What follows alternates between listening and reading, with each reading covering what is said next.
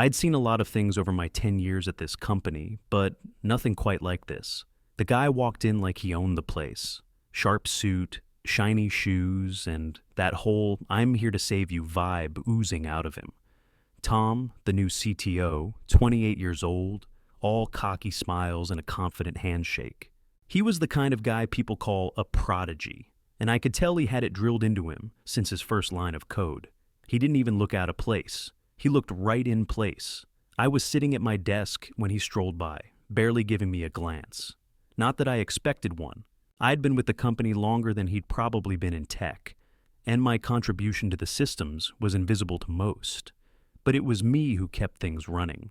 No one in this place seemed to care that my code had kept the company from disaster more than once. Tom didn't even sit down when he called the meeting.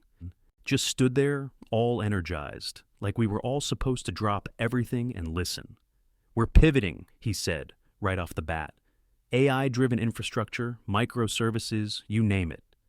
His voice was smooth, practiced, like he'd done this 1,000 times before.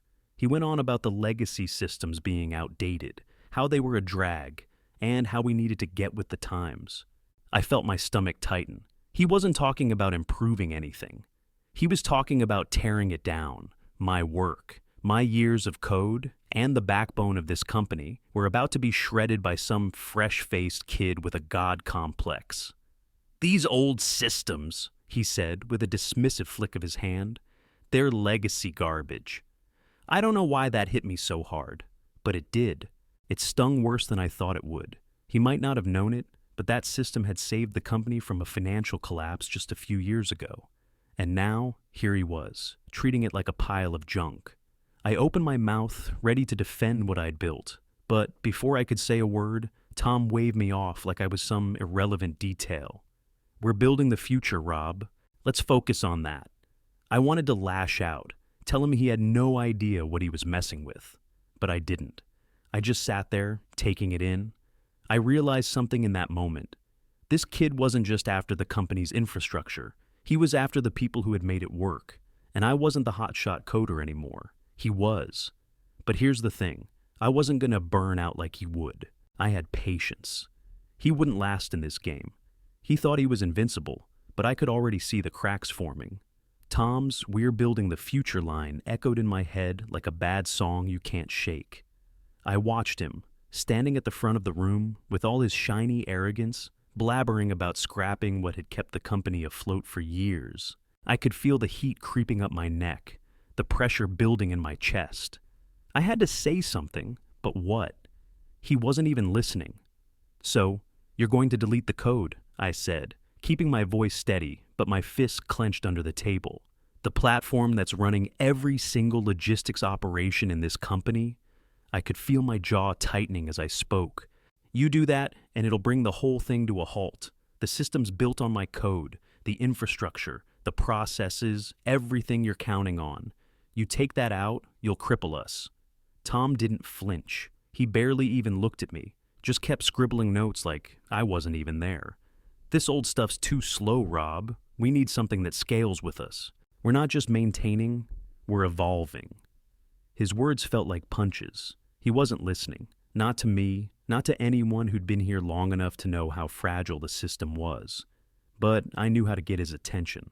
I wasn't just some code monkey to be brushed off. I pulled out my card, the one nobody in the room knew about. Not even HR had it on file, my licensing agreement.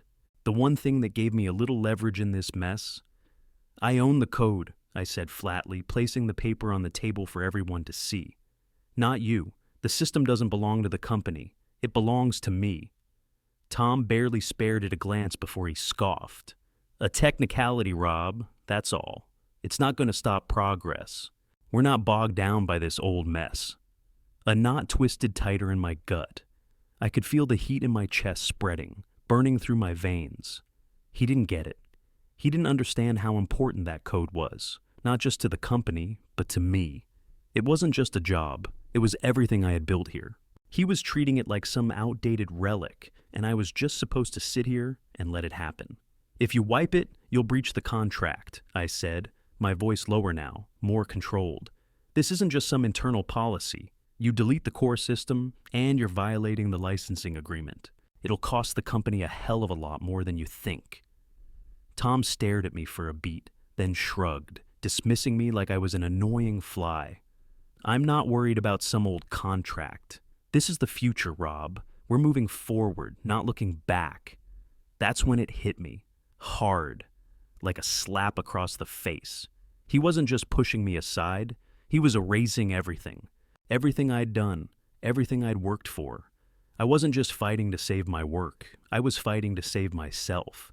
From being forgotten, from being erased from the company's history, and more terrifyingly, from their future plans. I wasn't just a cog anymore. I wasn't a part of the plan. I tried to push it down, but it kept bubbling up. I wasn't going to let him do this, not without a fight. The anger boiled over, but I knew better than to let it take control. My thoughts sharpened. I'd been complacent for too long. Maybe I hadn't been the hotshot coder anymore, but I wasn't some passive bystander either. I'd made this system work, and I was going to make him understand just how much power I held. I wasn't going to let some arrogant kid bulldoze over me without knowing the cost. So, I started making plans, quietly, methodically. I couldn't let my emotions cloud my next move. I had something Tom didn't: control. I was the one who held the keys to this entire operation. He could rip up my past, but he couldn't erase me that easily. Tom didn't know it yet, but he had just made a huge mistake, and he was about to feel the consequences. I didn't even bother with the rest of the day. After that meeting, I retreated to my office, the walls suddenly feeling tighter, the air heavier. For 10 years, this place had been my second home, but now it felt like a museum, and I was just the relic, something that used to matter but wasn't needed anymore. The company had been bought out by Silicon Valley types who didn't care about anything but their shiny new toys. They'd pushed us into this mess, and now here I was, sitting in the ruins of everything I'd built. I didn't sit still for long, though. The anger had already settled into something deeper, something colder. I pulled up my personal server, the one Tom didn't know about, the one the company couldn't touch. In a few clicks, I had the licensing agreement in front of me. It was a safety net, the one thing that kept me from being just another forgotten cog. Tom might have thought he could walk in and burn everything down, but he didn't know the half of it. I read through the document for a few minutes, then pulled up the system dashboard, my code. Everything I'd written, everything I had to protect. I could feel a small smile tug at the corner of my mouth. Tom thought he was going to waltz in and erase me. He had no idea what he was up against. As the days passed, it was impossible to ignore what was happening. Tom's arrogance only grew, and with it, the disrespect. In every meeting, he started taking subtle shots at me, mocking the old systems, the old way of doing things. He'd make a snide comment, a casual joke, and then the younger engineers would laugh. They were all in on it, convinced they were the future of the company. They saw me as the old guard, someone who couldn't keep up with the times. It stung, but I didn't let it show. I kept my mouth shut, let them do their thing. I wasn't going to play their game, and I certainly wasn't going to let them push me into some corner. I had bigger things to worry about, like how I was going to get out of this without letting them take everything I'd worked for. I kept my distance from the others, watching as the company began to unravel. Tom and his team had no clue what they were doing. They were throwing things together, making big promises about the future, but none of it was grounded in reality. None of it had the weight of the system I'd built. The cracks were already starting to show, and I was content to just sit back and wait. Let them dig their own hole. It wasn't just about the company anymore, though. Not for me. I knew what was coming. Tom was going to fire me. He was going to push me out, make it easy for him to sweep me under the rug. But I was ready for that. The game wasn't over. It was just beginning. Tom might think he was in charge now, but I had the keys to everything. I owned the infrastructure. He couldn't touch it, not without paying the price. I wasn't surprised when the quick sync invite popped up in my inbox. I'd been expecting it. What caught me off guard was how much it still stung. The subject line was casual, almost like it was no big deal, but I knew exactly what was coming. I'd been here longer than Tom had been in tech, and now they were treating me like a liability. My stomach churned as I clicked on the invite. Quick sync? Yeah, sure. More like a formality before they kicked me to the curb. When I walked into the conference room, I saw Tom leaning back in his chair, a smug little smile playing at the corner of his mouth. He didn't even stand up to greet me. He just shot me that look, like I was a problem he was eager to dispose of. And sitting next to him was Brenda from HR, the one who never had a real opinion of her own. She just went along with whatever they told her to do. Tom's smile was as condescending as I expected. He didn't even say, "Hello," just jumped straight into it. "We're going to have to let you go, Rob," he said. "You've been a good contributor, but the company's heading in a new direction. We've got a lot of exciting things lined up and, well, you're just not a part of it anymore." The words hit harder than I thought they would. Over a decade of blood, sweat, and code, and this was how they did it. 2 weeks severance pay and a non-compete. That was their offer. I didn't flinch, didn't let my emotions take over. Instead, I placed my badge and laptop on the table with a soft thud, right in front of them. I didn't care if Tom thought it was some grand gesture. It wasn't. I was just getting started. "The licensing agreement," I said, calm but firm. "I need that addressed. The company doesn't own the code. I do. And you're overdue on the licensing fees." Tom's eyes rolled. He scoffed, like I was just being difficult for no reason. "Rob, we're talking about you leaving the company. This isn't the time for—" "I'm not done yet," I interrupted, keeping my voice steady. "The company may be letting me go, but you still owe me. The fees are overdue, and you're in breach of contract if you just walk away from it." Tom laughed, like I was pulling some kind of stunt. "Come on, Rob. You think I'm worried about a contract? We're building the future here, not worrying about your old software." His arrogance burned, but I stayed cool. He thought this was just some technicality. He thought I was bluffing, but I wasn't. "I've done my homework," I said quietly, letting that hang in the air. "You're not getting off that easy."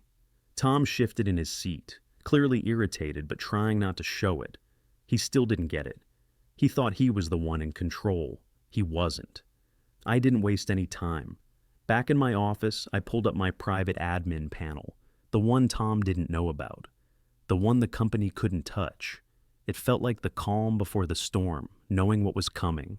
I logged in, double-checking everything, setting up my plan. It was a simple trigger, but it would make sure that once I pulled it, there was no going back. Everything they relied on would be dead. I could hear the faint buzz of the office around me, people moving, talking, completely oblivious to what I was about to do. There was a knock at the door. I turned and saw Mike, one of the younger engineers, standing there, looking a little concerned. He had this way of being around without really being around, always in the background, but never quite disappearing. Today, though, his eyes were sharp, like he knew something was off. "Hey, Rob," he said, stepping in without waiting for an invite. "Haven't seen you in any of the meetings today. Everything okay?" I gave him a small smile, hoping I didn't look too rattled. "Yeah, Mike, just tying up some stuff. No big deal." But he didn't buy it. "You sure? I mean, you've been here a while. If something's going down—" I cut him off, not wanting to drag him into this. "Listen, Mike, just keep your resume updated. You never know what's going to happen around here." He looked at me, confused but nodding slowly. "Okay, if you say so. Just, if you need someone to talk to." "I'll be fine," I said, forcing a grin. "Thanks." Mike left with a half-hearted wave, but it didn't matter. I'd already made my decision. Tom wasn't going to pay. And now I was going to pull the trigger. My finger hovered over the button. I could almost hear the hum of the system, waiting for my command. A single click, and the company's infrastructure would lock down. Payroll, inventory, the entire logistics platform, all of it gone. But I wasn't just cutting them off. I'd built a failsafe, a little insurance. If they thought they could run this place without me, they'd learn just how wrong they were. Once I hit that button, they wouldn't be able to recover. I could feel the tension in my chest, a mix of anger and satisfaction. This wasn't a victory yet, but it would be soon. They'd underestimated me, and I was about to make them pay for it. I looked at the clock again. The deadline had passed. It was time to end this. I pressed the button, and then I leaned back, taking a deep breath. The game was over. The first call came through about 10 minutes after I had hit the switch. It was Jared, and the panic in his voice was unmistakable. Rob, what the hell is going on? We're losing thousands of dollars every minute. The entire company's frozen. Do you have any idea what you've just done? I leaned back in my chair, sipping my whiskey like I was listening to some far-off problem that wasn't mine. I wasn't in a rush. I didn't need to panic. I already knew what they were facing, but I wasn't about to make it easy for him. Jared, I said calmly, I'm fully aware of what's going on. You're not exactly the only one in a tough spot here. He didn't get it, not at first. You need to fix this. We're bleeding money. If we don't get back online, we're going under, Rob. Please, just get everything back up. We can work something out, okay? I felt a small smirk tug at the corner of my mouth. He thought I still cared about working something out. They were already scrambling, and he thought he could just convince me with a few words. Here's what's going to happen, I said, cutting him off. You owe me the full licensing fee. Every penny. If you want access to your systems again, I need payment. Until then, nothing changes. There was a pause, and I could hear him pacing on the other end, muttering to someone. He was trying to buy time, but it was clear. He wasn't the one in control anymore. Rob, we'll pay you. Just don't do this. You can't just leave us in the dark like this. Please. I heard Tom's voice in the background, and Jared's tone shifted. Now they were desperate. Please, Rob, Jared begged again, his voice cracking. This is too much. Let's just work together, okay? I wasn't interested in working together anymore. They had their shot. They'd tossed me aside, and now they were reaping what they'd sown. But I wasn't done with them yet, not by a long shot. The phone rang again. This time it was Richard, the CEO, the calm, collected voice of the company. At least, that's how he liked to present himself. But the tremor in his voice now was unmistakable. Rob, this is Richard. We need to talk. We're offering you full payment. Just tell us what you want, and we'll settle it. You've got to understand. This is a company-wide disaster. We need to move past this. I leaned forward, pressing the phone a little harder to my ear. Richard, I said, my voice steady but firm. It's simple. You buy the license outright. No more games. You want to run this company? You pay me for the infrastructure. Or you lose everything. Your choice. There was a long silence, and I could practically hear the wheels turning in his head. He knew he had no choice. They were sunk without me. I'll have the payment processed, Richard said after a beat. You'll get your money, Rob. Just give us access back. I let the words hang in the air for a moment before I spoke again. Good. I'll flip the switch once I see the funds. Another silence. And then, done. I let out a breath I didn't realize I was holding. A few minutes later, I checked my account. The payment had cleared. With a click of the mouse, I reactivated the system. I could practically feel the company exhale in relief. The flood of messages from Jared and Tom flooding my inbox again, this time with gratitude rather than desperation. But it didn't matter anymore. The deal was done. I sat there, staring at the screen, savoring the moment. I wasn't going to stay with them, not after everything. I was done with Quantum Ops, but I wasn't done with the game, not by a long shot. I grabbed my bag, tossed my badge in, and stood up. They thought they had control. They thought they could just move on without me. But now, I walked away with a fat check and a quiet satisfaction that they'd never forget me. I didn't care about the money. It was about the power to make them squirm, to make them realize they'd never be as secure as they thought. It didn't take long for the calls to start coming in. Apex Logistics had been eyeing my skills for years, and now that Quantum Ops was nothing but a smoldering heap of their own making, they were finally ready to make a move. The first call came from Mike, the VP of Engineering, and the excitement in his voice was obvious. Rob, we've been watching you for a while. Your systems, your infrastructure, what you built at Quantum, that's what we need. We're ready to bring you on, make you a key part of our team. You've got what we're looking for. It was tempting, more tempting than anything I'd felt in a while. But this time, it wasn't just about taking the next job. This was about making a statement. I'm listening, I said, knowing full well they'd need me more than I'd ever need them. Mike talked about their growth plans, the new markets they wanted to tap into, and how they needed someone who could take their systems to the next level. I was hearing him out, But my mind was already working on the deal I was going to strike. I'd played the game at Quantum Ops. Now I was ready to take control of my own future. When the offer came through, I didn't jump at it. Instead, I asked for what I knew I deserved, and then some. More equity, more control over the systems, and a bigger piece of the pie. If they wanted to build something that would truly change the game, they'd need to pay for it, and they did. I signed the deal not just as an employee, but as a partner. I wasn't just joining Apex. I was about to help shape it, and this time, the systems I built weren't going to be left in the shadows. I was going to make sure of that. It was a fresh start, and as I dove into building a better, faster, smarter logistics system for them, I realized just how far I'd come. The work was intense, but it felt right. I wasn't fighting to keep a sinking ship afloat anymore. I was working on something new, something that would actually work. It was like I had been freed from a cage, and now I was running full speed ahead.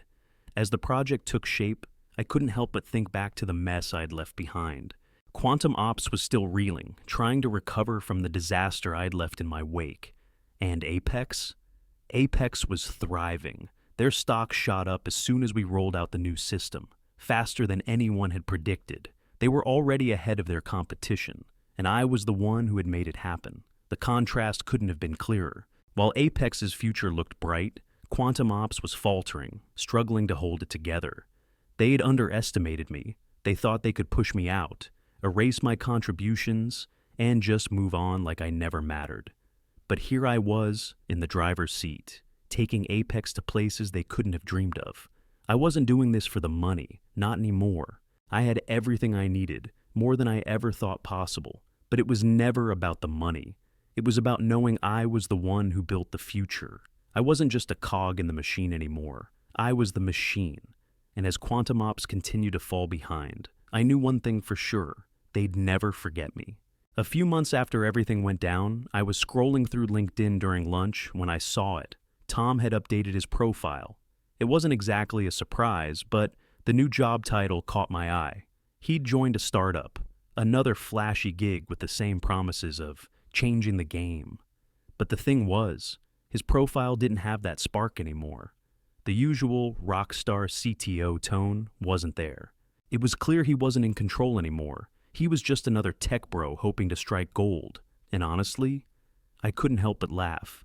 I clicked away from his profile without a second thought and went back to focusing on my own work.